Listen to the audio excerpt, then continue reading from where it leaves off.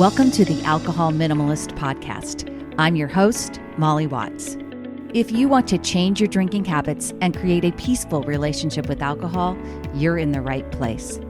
This podcast explores the strategies I use to overcome a lifetime of family alcohol abuse, more than 30 years of anxiety and worry about my own drinking, and what felt like an unbreakable daily drinking habit. Becoming an alcohol minimalist means removing excess alcohol from your life so it doesn't remove you from life. It means being able to take alcohol or leave it without feeling deprived. It means to live peacefully, being able to enjoy a glass of wine without feeling guilty and without needing to finish the bottle. With science on our side, we'll shatter your past patterns and eliminate your excuses. Changing your relationship with alcohol is possible. I'm here to help you do it. Let's start now. Well, hello and welcome, or welcome back to the Alcohol Minimalist Podcast with me, your host, Molly Watts, coming to you from, I'm using Perfunctory, Oregon this week. Perfunctory. I had to look it up. I chose it and then I was like, I think this is appropriate. It means mechanical, lacking in interest or enthusiasm, characterized by routine. That is definitely Oregon because last week I said anticipatory, but of course we got no snow. I take that back. We got flakes for about an hour on Tuesday and then it was all gone. So we're back to perfunctory, just kind of meh around Oregon right now in February. But, hey, it's Super Bowl Sunday as the day that I'm actually recording. Yes, I'm doing it the day before it drops. This episode drops on February 10th. And so we'll see what happens later today. I hope that all of you are having a great start to 2025, no matter what happened during your dryish, dampish, dry January experience. I hope you are leveraging what you might have learned from that experience and moving it towards your ultimate goal, which is to create a peaceful relationship with alcohol. And today I want to dive into a topic that is very close to my heart because it definitely held me back for a long time. And it's perfectionist thinking or all or nothing thinking. And, honestly, I wouldn't tell people that I wouldn't describe myself as a perfectionist from the outside, but definitely some of the trappings of perfectionist thinking or all or nothing thinking kept me from my peaceful relationship with alcohol for a long time. And I also want to talk about this idea that peace with alcohol, being at peace with alcohol, means that it's always easy. And if it's possible to not be easy and still be at peace. Because the spoiler alert here is, folks, that being at peace does not mean that it is always easy. But the good news is when you understand how your mindset and that mindset works and how to shift it, you will find that peace is actually within your reach right now, even when things feel really challenging or hard. So what is all or nothing thinking? How does it keep us stuck? All or nothing thinking or perfectionist thinking is when we see situations in extreme terms. Either we are succeeding or we're failing. Either we're doing it right or we've totally blown it. And I know for myself, definitively, I can think of examples where it's like instead of just allowing myself to go off plan and deciding, oh, okay, I had this drink or this food and it wasn't on my plan. What's my next best choice? I definitely would go with, well, screw it. I blew it. Might as well just keep going. And my husband and I used to call it plundering. And that kind of behavior is very indicative. Even though it doesn't feel like it, it's actually very indicative of a perfectionist or all or nothing mindset. And this type of thinking is one of the biggest barriers really to building a peaceful relationship with alcohol because it creates a vicious cycle. You might tell yourself, I'm only drinking on the weekends, or I'll stop at 2 drinks. But then the moment that you go off plan, your brain just goes into overdrive and says, well, I've already messed it up. So I will just keep going tonight and I will start again tomorrow. This type of thinking reinforces shame, guilt, and ultimately more off-plan drinking. And I get it because I used to live in that cycle myself. And for decades, I tried to not only control my behavior and my drinking, but every time I did not stick to a plan, I felt like a failure. And the more rules that I broke, the more anxious I became, and the harder it was to trust myself again.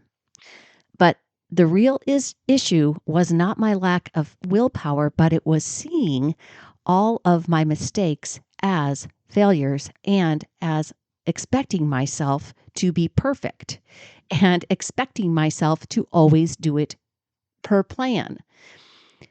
When you allow yourself to get pulled into all or nothing, right or wrong type thinking, it is very easy to never expect or never want to even accept the challenge of, say, like a dry January. And I've shared that before. It took me years to decide to do a dry January because I felt like I was never going to be able to accomplish it. So instead of prioritizing alcohol-free days, trying to take positive steps in the right direction, I just did nothing. Now, let's break down what is actually happening in your brain when you fall into this trap, because what's really happening is a cognitive distortion. And cognitive distortions are psychologists speak for things that are wrong with our thinking. And things like mental filtering is an example of cognitive distortion. Disqualifying the positive is another thing that is a cognitive distortion. And they are sneaky ways that our brain tricks us into focusing only on what went wrong as opposed to anything else. Mental filtering is when you zero in on the negatives and ignore everything else.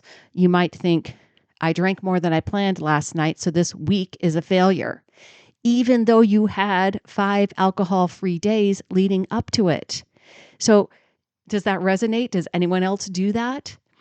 Disqualifying the positive is when you downplay your successes.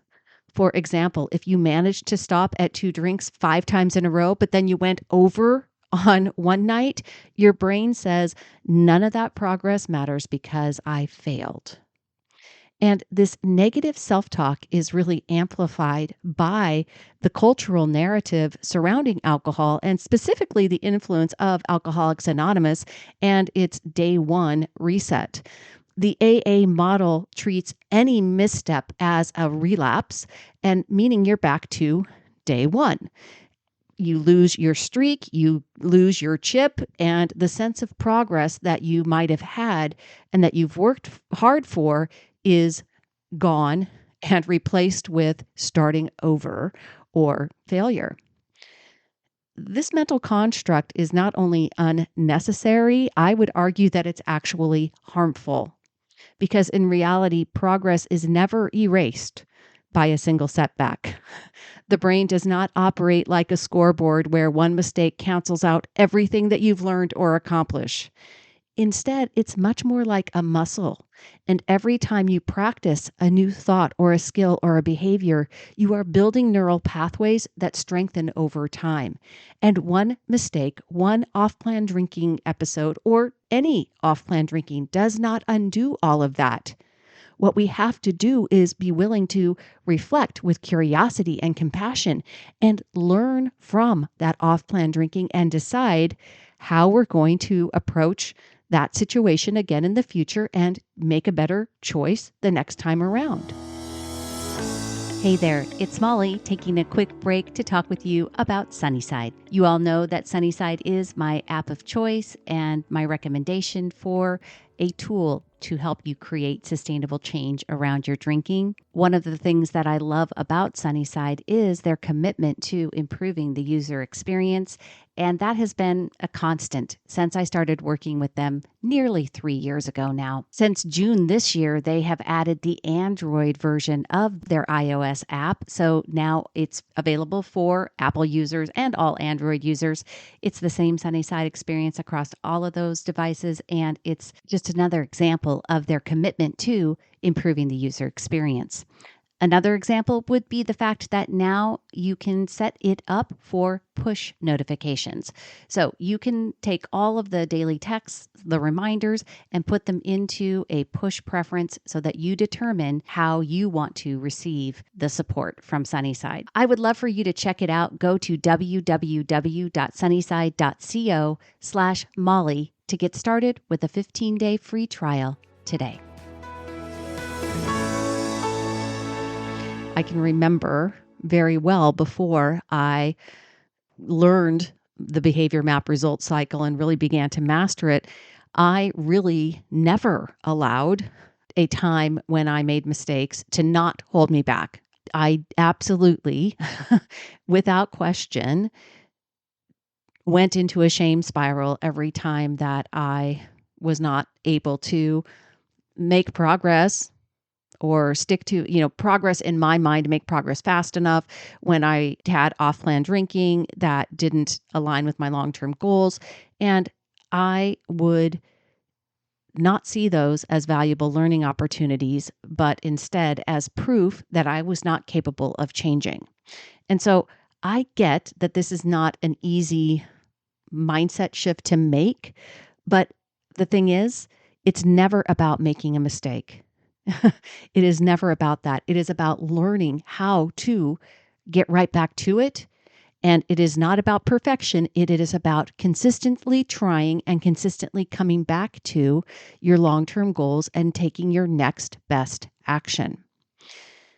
Now, another thought that comes up a lot, specifically during times when you are having challenges, like when you have off-plan drinking or when you are finding it hard to even make plans, is a lot of times, why can't this be easier?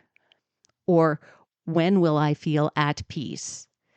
And these questions are actually, again, rooted in that same perfectionist thinking, because we tend to ask them only when things are not going perfectly, right? And they ignore the bigger picture. Let me reframe this for you. Peace doesn't mean that it feels easy all the time. Peace means knowing you can handle it when it doesn't feel easy. Think of it like learning a new skill or a new instrument. If you've ever played a sport or an instrument, you know that there are days when practice feels really frustrating, but you don't quit because you had a bad day, right? And the same thing goes for creating a peaceful relationship with alcohol. Now, I know that I have said this before on the podcast, progress over perfection. I've talked about consistency, and I've talked about how learning how to reframe my off-plan drinking. And that's why I came up with the off-plan plan, because I understood once and for all that there was never going to come a time when I wouldn't have off-plan drinks. There's still not a time when I don't have off-plan drinking days. Now, they may not be as big of a problem, or they may not happen as often for me now, but they still happen every now and then. And my attitude towards them has to be and has to remain curious and compassionate, and as just a reminder that this is work that is for the rest of my life. That isn't a problem. And I want you to hear me. Just because I still work at it doesn't mean that I am not at peace. One of the best ways to break free from perfectionism is to train your brain to notice more positive moments. And so I want to help you with that today. And here's an exercise. At the end of each day, ask yourself, when did I feel at peace with alcohol today? Here's another question you can ask yourself. What choices did I make that aligned with my long-term goals? You might realize that peace showed up when you chose not to pour a second drink or when you paused to reflect instead of acting on autopilot. The more you do this, the more your brain will start recognizing and reinforcing those moments. And remember, peace doesn't have to be a grand, all-encompassing feeling. It can be small moments where you felt calm and in control. Even if it was only for a few minutes, you are building a practice of noticing when you feel at peace. You want to really catch yourself, and especially when you're thinking things like, why is this so hard? Or why can't I get this right? And really try flipping the script on those thoughts. So instead of I'm back to day one, here's a thought that's better. I'm exactly where I need to be to learn and grow. Instead of asking yourself, why isn't this easier? Try, what did I learn from today that will help me tomorrow? Instead of, when will I feel at peace? Try, how did I practice peace today, even if just for a moment? This is where I want to challenge you. If you've ever thought, I've blown it, so I'm back to square one, take a moment to really question that belief. Ask yourself, is it true that I am back to square one, day one? Or instead, ask, what have I learned from my journey so far that I can use today? Progress is about how you show up after off-plan drinking, after a setback, and it is not about how long you maintain a perfect streak. So here's your takeaway. Peace with alcohol, it isn't a destination. It really is a practice. It doesn't mean that you will never feel tempted again or that you won't make a mistake. It means that you have the tools to handle these moments, to reflect on them, and to keep moving forward. I really want you to take 5 minutes today and reflect on what one moment of peace you've experienced today. And if you'd like to share it with me, email me, molly@mollywatts.com. Head on over to the Alcohol Minimalist Facebook group, and I would love to hear from you. And if you found this episode helpful, please leave a review or share it with someone that might benefit from it. Your support means so much more to me, and it helps me reach more people who are looking to create a peaceful relationship with alcohol. All right. Until next time, my friends, remember, it's progress, not perfection. We are looking for not always making things easier, right?